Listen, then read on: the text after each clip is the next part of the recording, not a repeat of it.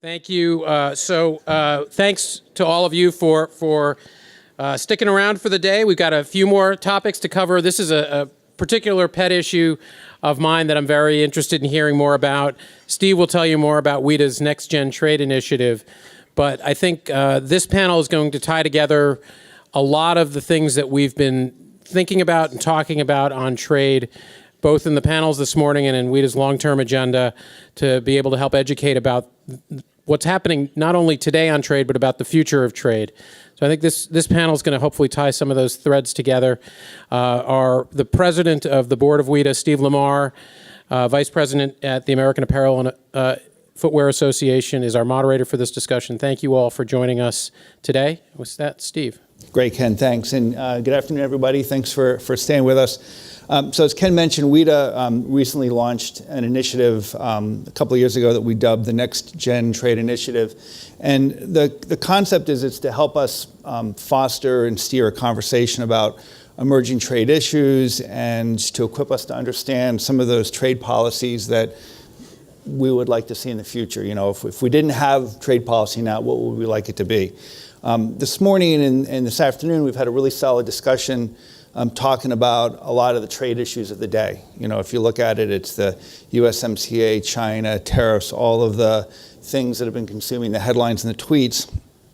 And as reflecting on our discussion, it occurred to me that what we've really been talking about is updating trade issues, many of which them have been around for a long time. You know, ones that we've been dealing with for a number of, in my case, decades, but for others for a long time. And there are updates, and again, there are updates with, maybe they're radical updates. They may involve updates using very unorthodox policies and approaches. It may be updates involving some of the technologies like e-commerce that we're going to be talking about here, but they're updates nonetheless. And so what we wanted to do here is do something a little bit different, or hope to do something a little bit different, which is rather than updating, try to look over the horizon. Let's look at sort of what are some of the things that we could be seeing coming down the road to equip us, you know, some of the new technologies, the new jobs and skill sets, new ways of looking at trade that can help shape the trade policies of the future.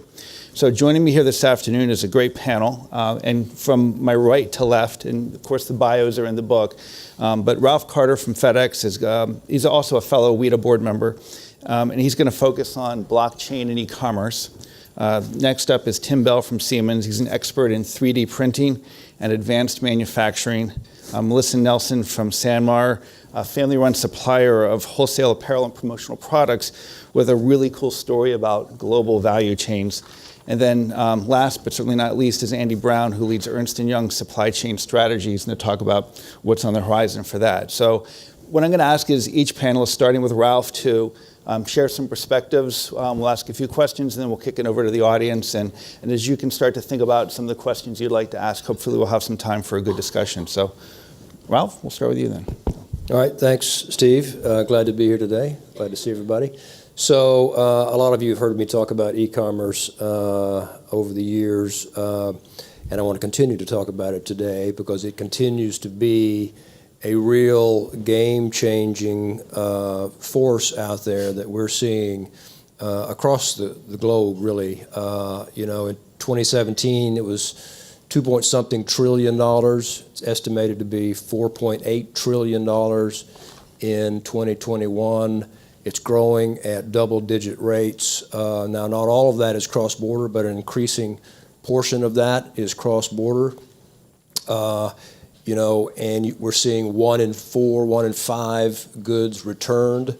So there's an awful lot of logistics that goes behind e-commerce and makes it possible for everybody to get those packages every day. It's also really exciting in that it has really changed the profile of trade. You know, traditionally trade was big companies to big companies with 40-foot containers. Now we're moving from that container trade into what's being called package trade. There are millions of people now who have access to the world as their marketplace. Through search engines, everybody in the world can find you on the internet if you're selling something. So everybody from their garage, what have you, can start to sell to the world. And it really is exciting to watch because we get to see it from our vantage point every day as FedEx. We're delivering for these customers of ours. So it's really changing the profile. It's making trade more inclusive, actually, for the first time. And that's important. We're getting more people to get the opportunity to gain some of the benefits that trade can provide, where maybe in the past most of those benefits were in the big companies. Now everybody can take advantage of it. But it's a huge opportunity, but it's also creating a lot of challenges, especially for government customs administrations, because this is something they're not used to. And so they are seeing this increase in small shipments with buyers and sellers that they're not used to. And so they're struggling to kind of keep up with this and carry out their responsibilities to make sure that all the duties and taxes are paid and that these things are not counterfeit and they're safe. And so, express carriers like FedEx, we're working with customs to try to find solutions to these challenges so that we can continue to encourage and promote this exciting business. And technology has got to be part of this solution. You'd be amazed at the fact that around the world, paper is still the predominant means to clear goods through customs.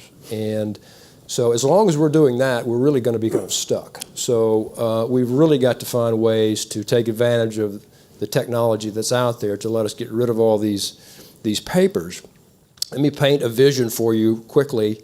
You go online, you order something, it's coming from overseas, but from the moment you push your order button, all of the duties, the taxes, it's all calculated, the transportation costs are all calculated.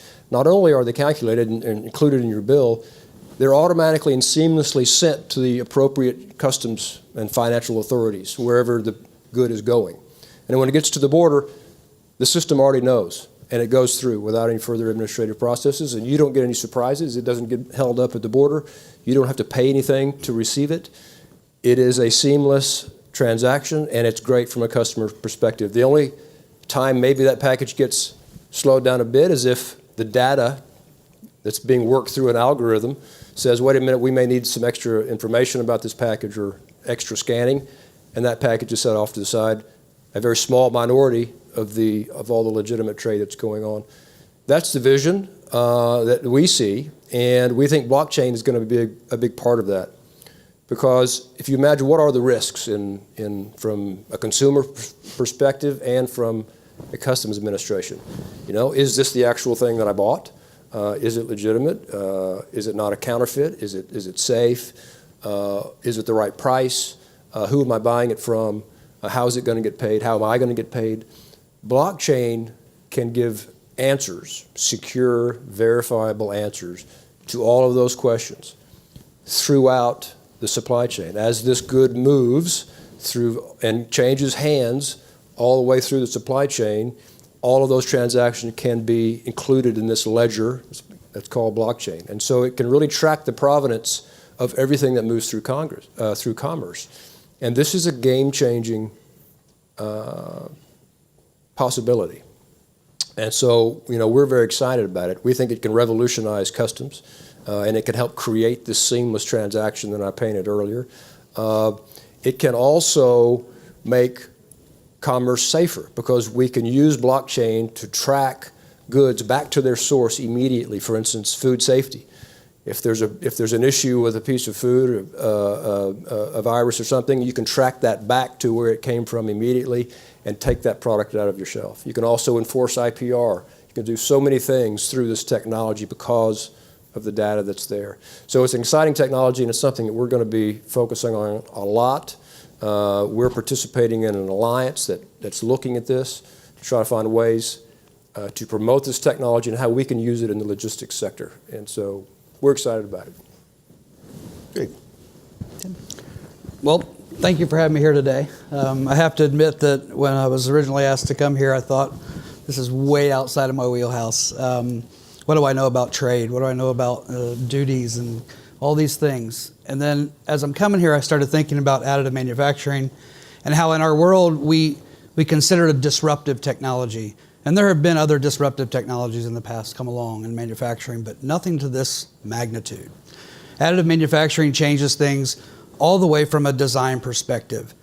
Today, additive manufacturers are taking advantage of designing for the process, not taking traditionally manufactured goods, forcing them into a new technology because someone thinks they can save money or do it faster.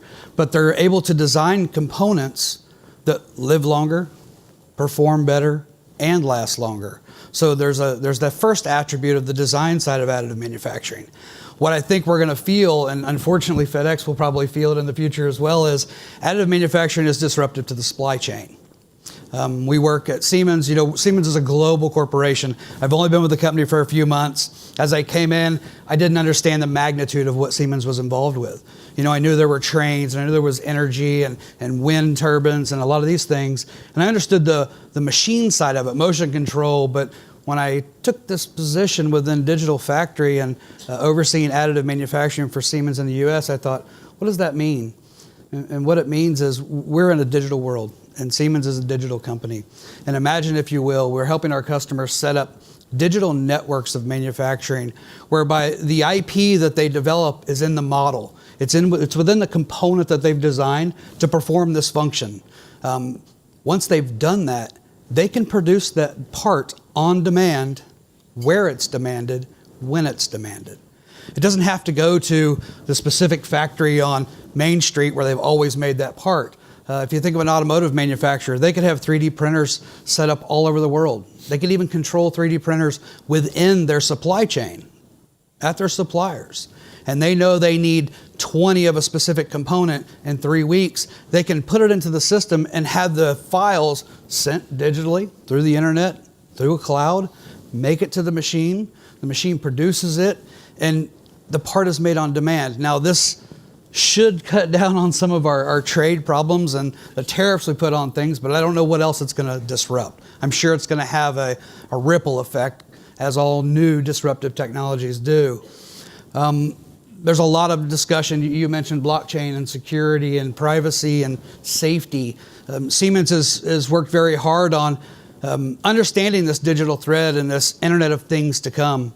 We work with artificial intelligence within machines. So we're helping our customers build machines that learn. They learn as they build these parts. They learn how to build the parts better.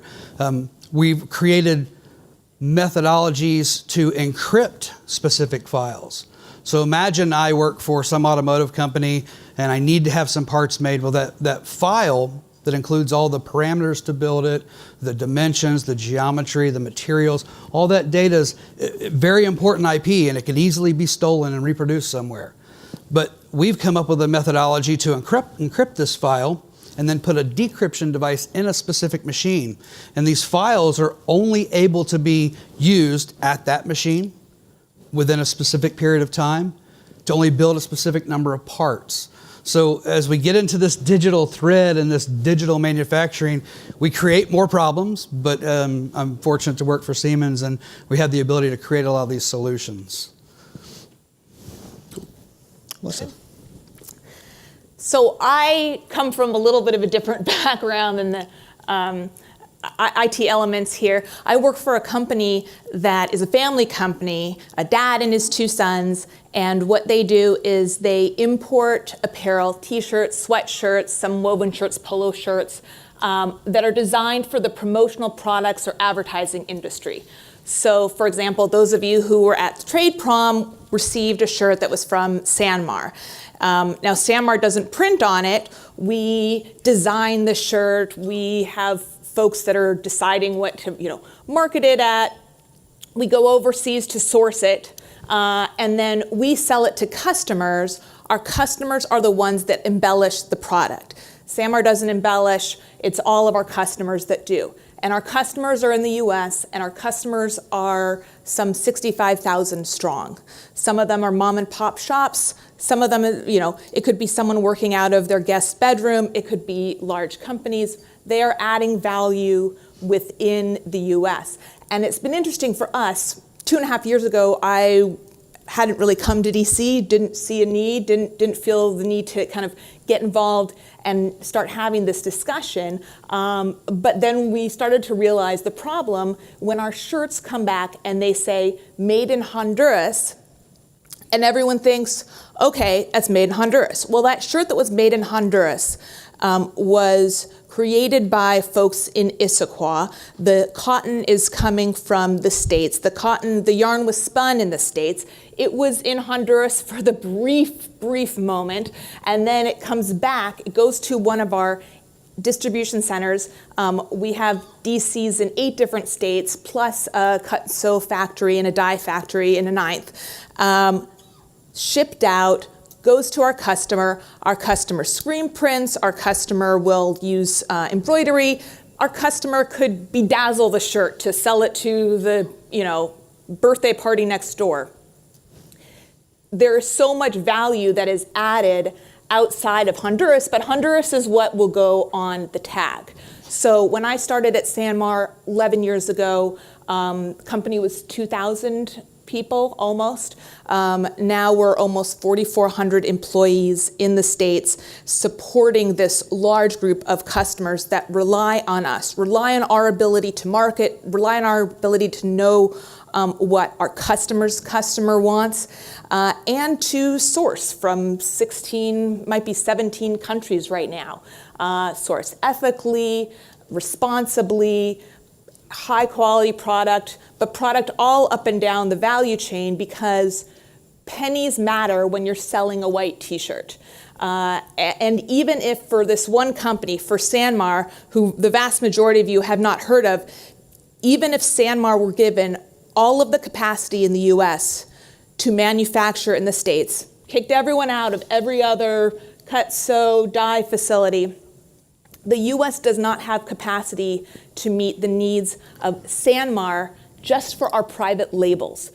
Port and Company, Port Authority, brands you probably haven't heard before. They're probably in your closet from a fun run or, as I said, trade prom. And so I felt I had to start coming to DC and getting more actively involved, because we have so much value that is added in Seattle. We're in Seattle. You know, I sit down at my table, they immediately say, oh, Microsoft, Amazon. We have an IT department that's almost 200 people. Why does a t-shirt company need an IT department that's 200 people?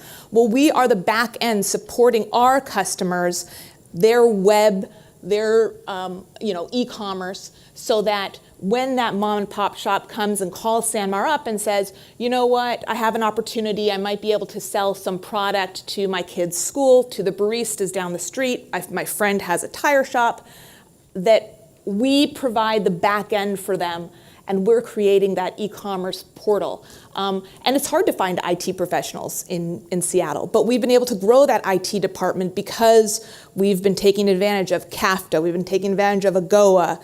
We're worried about 301. We're worried about 232. I mean, we've got a new facility in Jacksonville. We are racking half of the distribution center, not all of it, because we are worried about the prices of racking right now. So this is a big issue for us, and trying to explain the value that's added in the States and the minimal value, but that we desperately rely on from overseas manufacturing.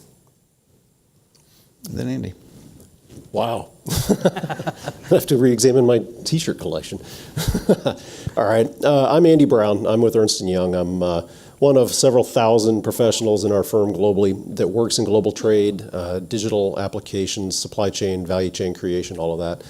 While these guys tend to be more specific to technology and mom and pops, my personal space is helping multinationals figure out how to position their operations around the world. Where do you put new product development? Where do you put manufacturing? How do you move and ship product? So that's the perspective I come from. So, but I got to start with a quick story, because I think it really sets the stage for a lot of what we've been talking about today, and a lot of how my clients are thinking about this from day to day. So 4 years ago, 2014, I was a part of a team partnering with the World Energy Council to create a strategic perspective on where we thought the oil and gas and energy markets would be 40 years from that point. So that was the task handed to us. So we got out and we got the chance to sit down with CEOs of companies all over the world. And one day we sat down having a chat with one of the CEOs that runs a power company in the Middle East. So we said, after getting to know each other and doing all the pleasantries, we said, so tell us, what do you think? Where are the energy markets going to be 40 years from now? And he kind of just sits and looks at us, and then he just busts out laughing. And we kind of rocked back a little bit. We're like, well, this is really not the way to start an interview with an executive when he just starts laughing in your face. So finally, once he calms down and kind of collects himself, he looks at us, he's like, forget 40 years from now. If you can tell me what the world is going to be like 4 years from now, I'll be really impressed. And in fact, tell me 4 months from now. That would help me out quite a bit. So, looking back now 4 years later, I realized quite how prescient his point was. You think about the changing in consumer expectations and the immediate gratification that everybody has these days. And a lot of the technology tools that we were just talking about, how it's really disrupted where work is done and by whom. And even the mercurial government regulations that we've all been talking about. Every one of these things has an impact on how a company decides to position its operations. I would say it's even not just disrupted the world, it's really blown up a lot of how operations are done around the world these days.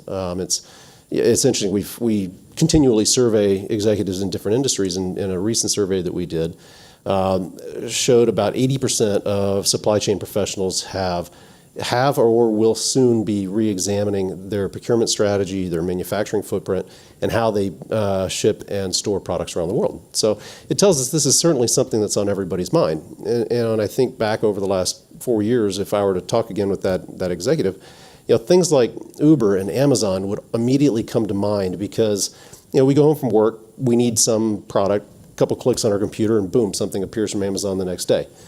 That personal mentality of immediate gratification, I think, is starting to pervade the corporate world, where companies are saying, well, if I can get that kind of gratification immediately like that at night, why can't I get it during the day? So the expectation is, I expect my suppliers to have that same type of turnaround. And what it means for corporations is they can't, they don't have the luxury of the extended supply chains, bringing product from China or Southeast Asia, 45 days later they magically appear on the coast. It means you need to be able to fulfill a requirement, at Amazon pace. Even if you're not Amazon, you may be, a producer of heavy, chemicals, something like that. There still is the expectation that you're meeting that same type of turnaround. I think y'all are probably going to be able to nod a lot and say, yeah, we're seeing generally the same thing. So I think the digital technologies that are required to do that are, you all mentioned blockchain a little bit ago. They're enabling that type of insight to be able to predict and anticipate the customer requirements. But on the backside, behind the scenes, from an operations perspective, it's changing the game. You start talking about dispersed labor. Originally, for years, companies were beholden to local countries for particular skills, depth of skills, resource availability, cost.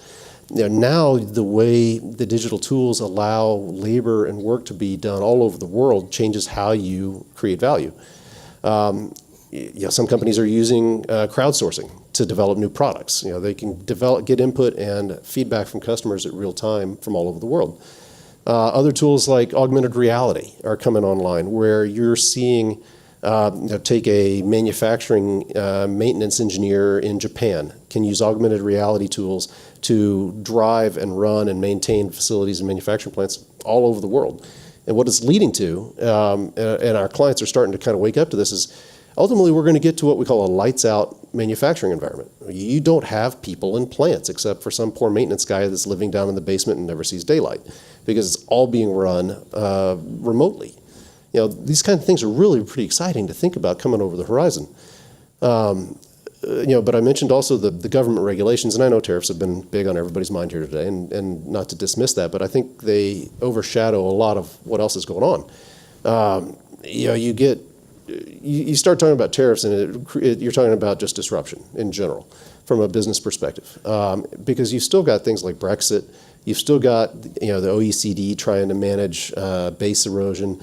You've got the European Union member states trying to figure out how they're going to tax digital services. All these things are questions that sit on executives' minds when they have to decide how they want to position their value chain around the world. I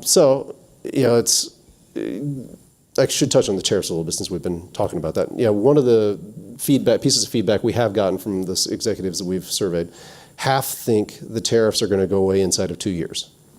Okay, that's well and good if that's in fact the case. But as temporary as they may be, they still have a hangover effect. Corporations, companies around the world reposition assets in response to disruptions. So even if the tariffs happen to go away in next weeks, months, or years, companies tend to be a little more stuck with however they've positioned their assets to respond to it. So you can't unwind those quite as easily as you would a policy, per se.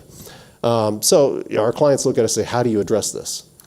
That's a great question. And unfortunately, there's not a silver bullet. It'd be nice to say, take this tool, plug it in, you're good to go for the future.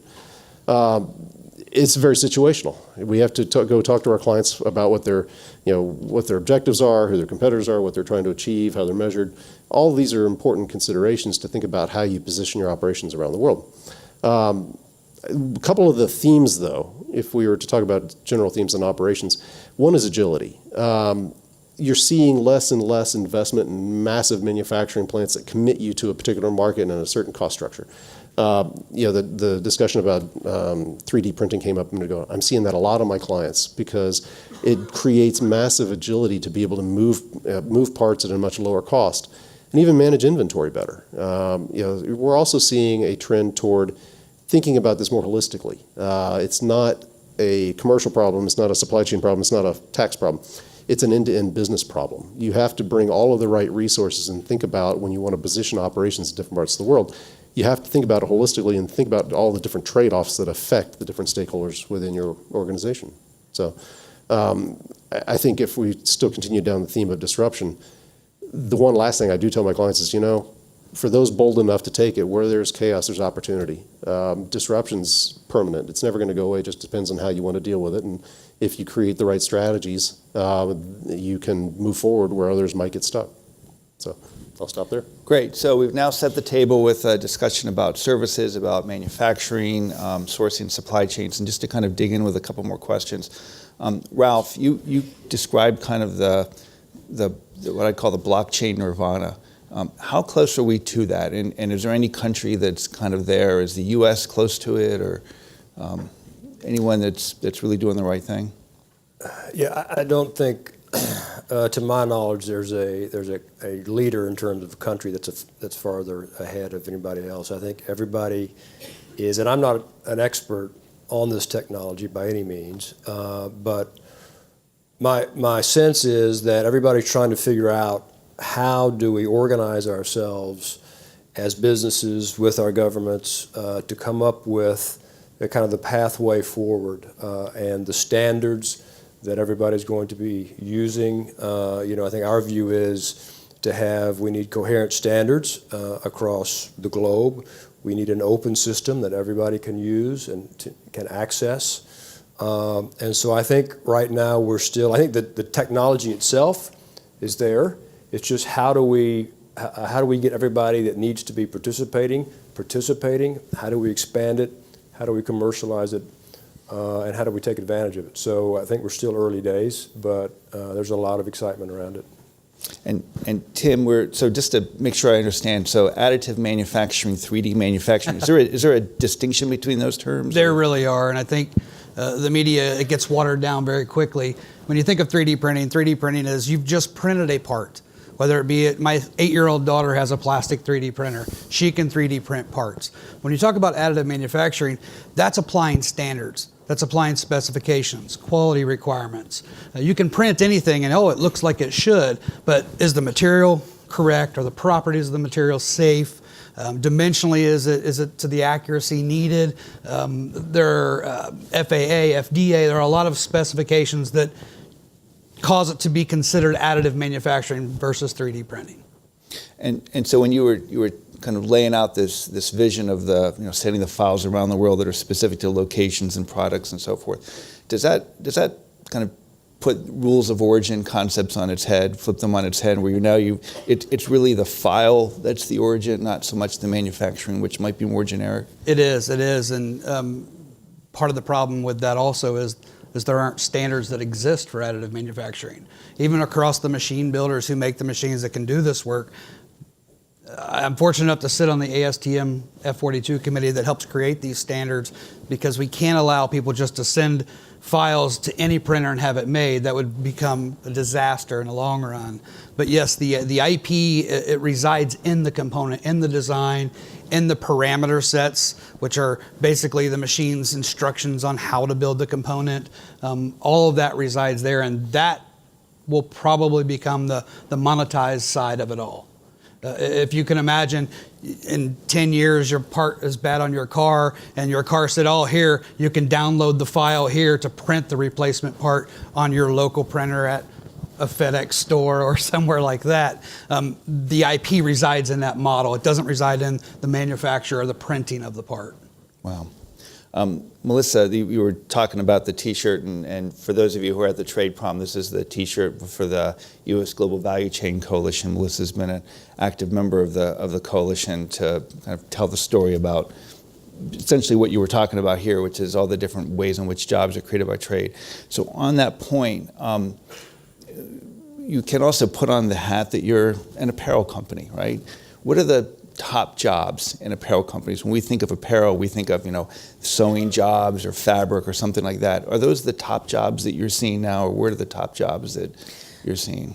Yeah, I mean, that's part of the issue, is that, okay, I said before that, even if we wanted all of the, if we wanted all the jobs to be for sewing in the U.S., we couldn't meet SanMar's needs. We're seeing this right now in a facility in Tennessee that we bought, a cut and sew facility and also a dyeing facility. And we're trying to find workers. We bumped up comp, we still can't find people. Now, what the jobs that we do have that people do want, that are much higher value jobs, are these kind of corporate merchandising, marketing jobs, the sourcing jobs, certainly distribution center jobs right now, but people don't want kind of the cut-sew jobs in the dye facilities.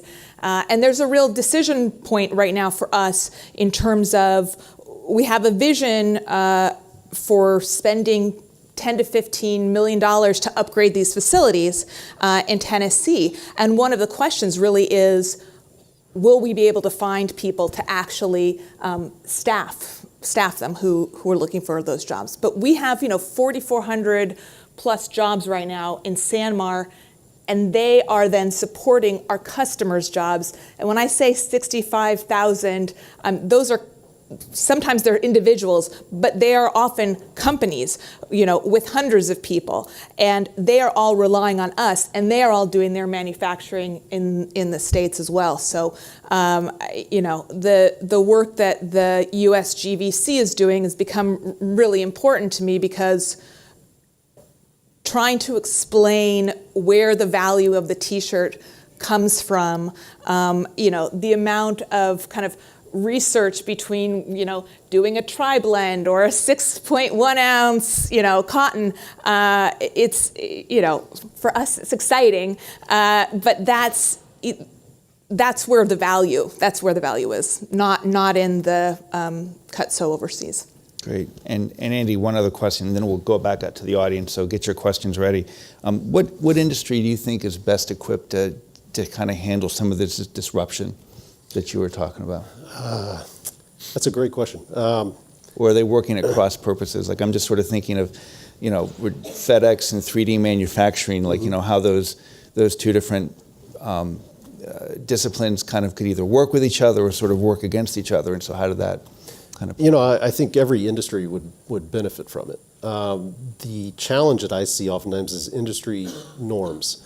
Some industries culturally tend to be more reticent to adopt new technology. Others are much more aggressive in doing so. I think oftentimes, an example, I had a conversation with a client just yesterday about blockchain. And they said, well, who's going to be the first in our industry to do it? And I looked back at them, I was like, well, probably you. You guys are one of the bigger players. Y'all are historically known as a leader. You try to stretch the boundaries of what's commonly accepted in your industry. Odds are, if there's going to be anybody, it'll be you or one of your closest competitors. And it kind of sat back and thought, wow, I hadn't really thought about that. So, I think understanding the benefit, the business case, and the value that it generates for the organization and for the industry in general will drive those decisions. And, we've seen with, like robotic process automation over the last 2 years, it went from, very little adoption. All of a sudden, you saw 2 or 3 leaders in each industry pick it up, and suddenly everybody was on board. It was like, oh, it's the thing to do. Now, a year later, it's like, oh, that was last century. What's next? And so you're starting to see the adoption rates really skyrocket once there is a proven leader in the industry that will take some of the risks. Great. We flip it over to the audience to see if there's any questions. How about back here with Eric? But if you can say your name. And again, the Jeopardy rule is still in effect, I believe, right?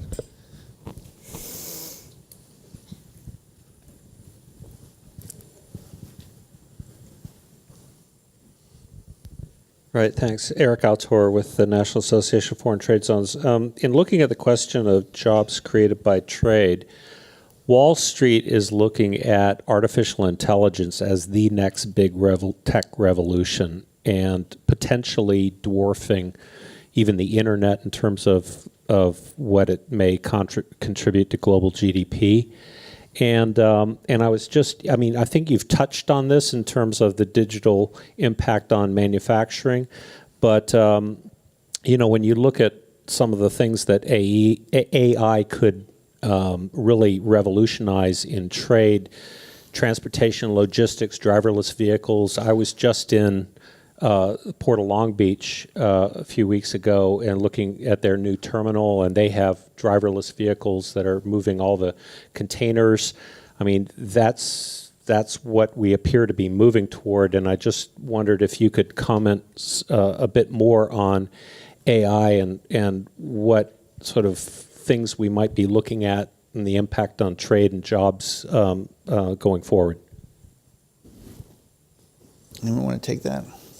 I can start off just as a recent experience actually with some clients who are actually experimenting with driverless trucks, and it created the question of, well, okay, this is great. We've been able to take a semi and haul it from Fort Collins, Colorado to Pueblo, Colorado, straight through Denver during rush hour without killing anybody. Great. So there's that expense. What it does is it creates an entire question about the operating model. So you're suddenly now not needing truck drivers. Your truck routes right now, at least, are short haul. That changes how you position product around the state or the country or the world because you suddenly have more need for more warehouses. So basically what I'm saying, artificial intelligence and any of the technology tools really just inherently means you're doing more faster. But that has a ripple effect with everything else within your business because you have to think about what do you do with your people, how do you manage your goals, what types of, how do you define success basically because it changes your entire perspective on what you're trying to achieve with your company. Any other comments? Back to the audience. Everyone over here, Brian.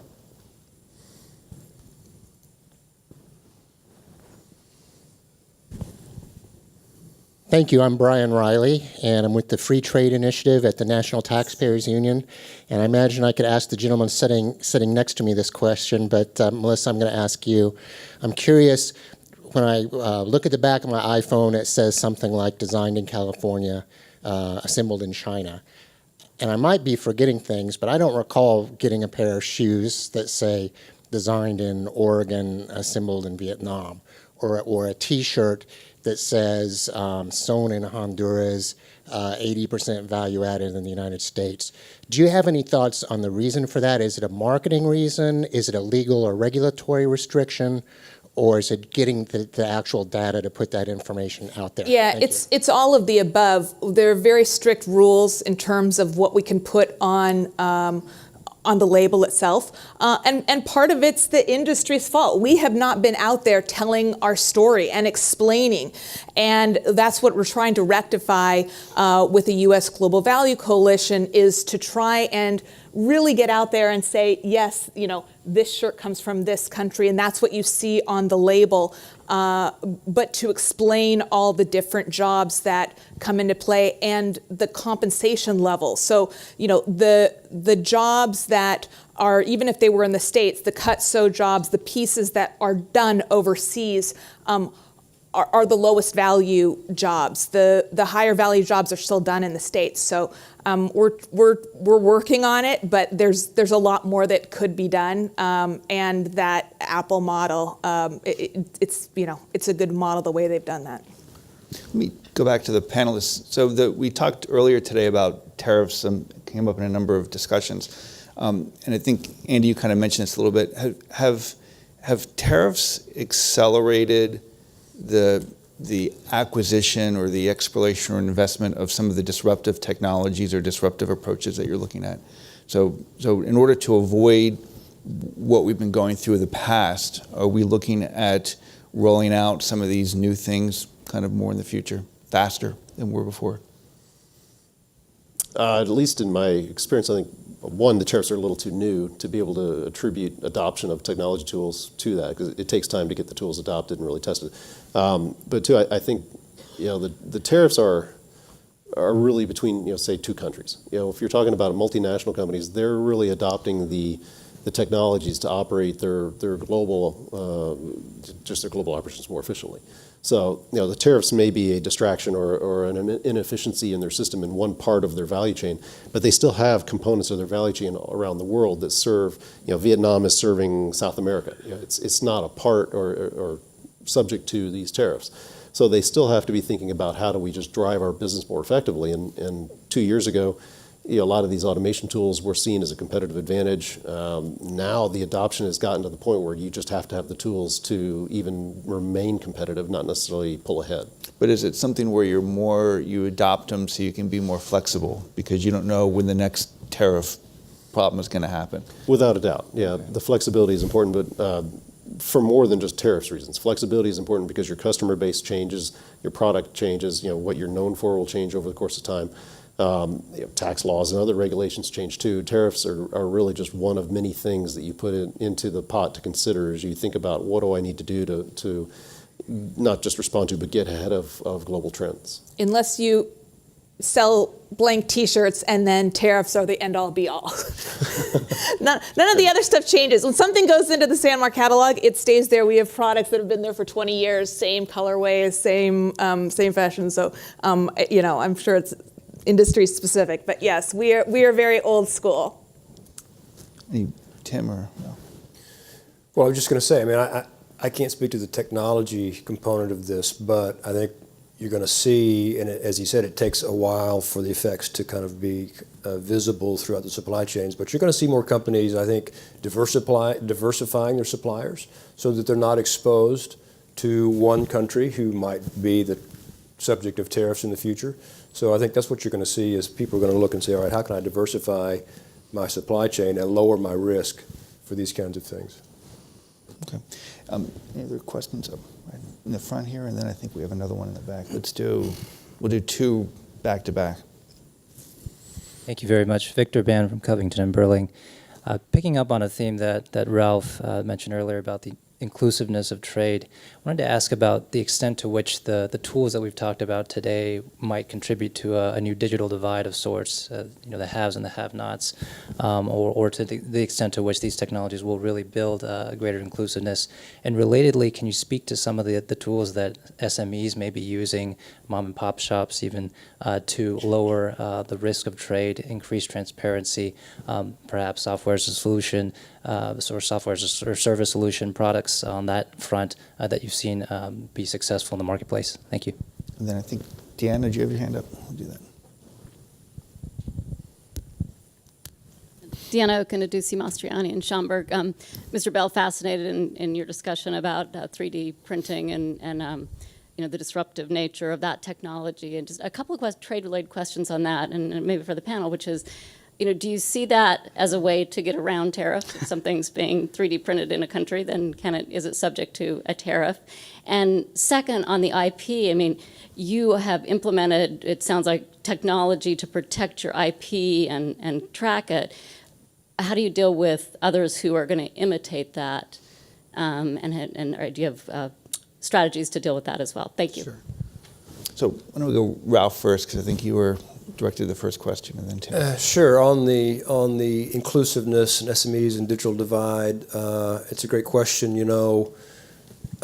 just recently, 76 countries announced their intention to start negotiations on, as they say, the trade-related aspects of e-commerce. These are all WTO members, and this is a very good development. One, that it shows that there is a positive trade agenda and that we can get kind of a, if not a multilateral, certainly a plurilateral group of countries that want to move forward. And this group is focused on coming up with rules to promote and protect and encourage and facilitate the digital economy and e-commerce. And so one of the main focuses, I know USTR's focus is going to be on the digital aspect of this, the free movement of data across borders and prohibitions on local content requirements and locating your server in a country. And so, this is a development that our industry has been advancing for years now. We've been going to Geneva multiple times and talking about the incredible opportunity that e-commerce presents for developing countries in particular, and small businesses in those countries who have a bright idea and want to use this new tool to sell beyond just their national economy, because in most cases it's not a very strong national economy. They want to be able to sell to the rich folks around the world, and that's what e-commerce offers them. And so it's been really heartening to see the actual group of countries that first started this were developing countries. The Friends of E-commerce, these were small countries. Panama was a leader who saw the opportunity in e-commerce. And so they were the ones that were pressing for this. And so now you've got the United States joined, European Union joined. So there's real recognition that this is a real game changer in terms of changing the profile of trade and enabling small businesses everywhere. And we've gone to UNCTAD. They had an e-commerce conference for 3 years in a row. Maybe a couple of hundred people came. 2 years ago, 1,000 people came. And it's going to happen again this year. There's going to be another conference. There'll be more than 1,000 people. And again, from developing countries, the interest is huge. They do mention digital divide. They are concerned about that. But of course, taxing digital goods is not how you address the digital divide. You address the digital divide by creating a set of rules and regulations that encourage investment in digital infrastructure and technology in those countries, not trying to build it all indigenously, because you won't be able to do that. So we've got to convince everybody that the way to make sure that you catch up with the digital economy is that you're encouraging investment in these technologies within your country. And so that's where all this comes together. And Tim? So to answer the first part of your question, I think it's fair to say, and we'd all agree, that in business, as soon as a tariff or a regulation or a raw material price impacts our bottom line, we immediately look for a workaround. Those workarounds can come through engineering, through supply chain, through many different methods. And in my world, we see additive manufacturing as one of those workarounds for transportation costs, for tariffs, for a lot of those things. The second part of your question, what Siemens has developed is a digital end-to-end solution, meaning we supply our customers a CAD/CAM CAE engineering package. And with that package, they design their components. And then we supply a product that's called a digital twin, which allows them to actually manufacture the part digitally. They don't have to spend any money. They use the product, they manufacture the component, they work through all the issues with it. Once they've got a good digital twin, then they freeze the part and they encrypt it. That encryption is done by our customers. We're not involved with it at all. It's done on site there. And then when they determine where the part will be made, the unencryption has to happen in a specific predetermined machine. And that's where they protect the customers of ours, protect their IP. For instance, as I mentioned, printing an on-demand part for your dishwasher broke and you needed a knob. Well, rather than trying to get a hold of GE or someone and buy the knob, you go onto their website, you would download a restricted model that allowed one-time printing, through encryption. You would find your local print house or at your house and print it out. And that's the way they're going to protect that IP, which comes back to what I discussed earlier, is the IP resides in that model. It doesn't reside in the actual part yet. Great. I hope I answered your question. I think, Ralph, you had an extra thing. What did you say? Well, I did. I just wanted to go back on my answer for a second, if I could, because Greg will be mad at me if I don't do this. The other part of this new e-commerce negotiation that we're really interested in and focused on is the physical piece of this. Okay, and this has to do with the customs rules that I talked about and how traditional customs rules aren't built for e-commerce. And so we view this new trade negotiation as a fantastic opportunity for those countries who are ambitious and want to do this and want to help their country be a real player in e-commerce. Great opportunity for them to look at these rules, these customs rules, and adapt them to the new e-commerce reality that's out there.